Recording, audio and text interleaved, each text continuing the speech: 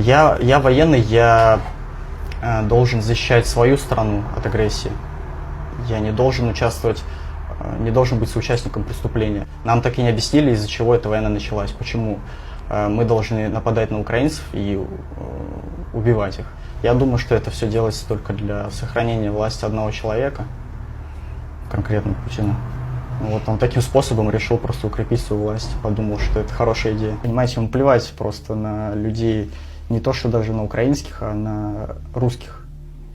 Я, допустим, когда убивают, кто-то погибает, даже, допустим, из знакомых, я в первую очередь думаю о виновном, именно о Путине, как в основном, который виновен в этом, а не о ВСУ.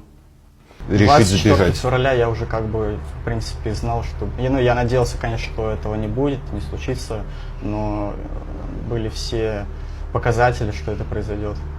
У нас еще в ноябре началась рекогносцировка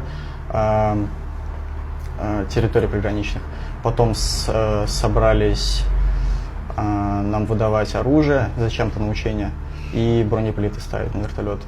Но я уже тогда понял, что, скорее всего, это не просто учение, а что-то начнется. Ты думаешь, когда вот все это началось, они правда рассчитывали на какой-то блицкриг в 3 дня? Точно, и точно. Что там просто... Потому что планы были послать нас именно на Гостомель, и после нас должны были идти Илы с десантом. Но так как мы, соответственно, не полетели из-за потерь, за нами не пошли Илы, и потом уже совсем отвели войска из Киева. Я думаю, план был именно такой, что быстренько взять Киев и 9 мая красиво пролететь на параде. Может, даже раньше.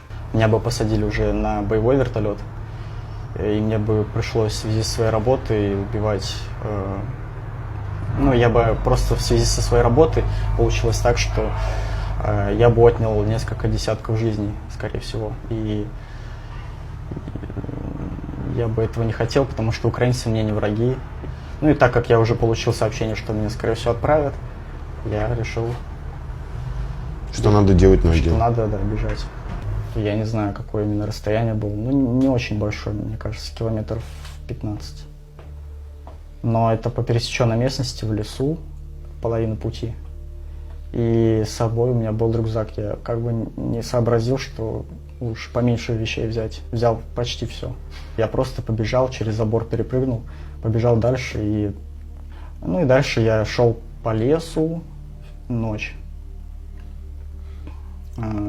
Вышел потом к границе, пересек границу и все.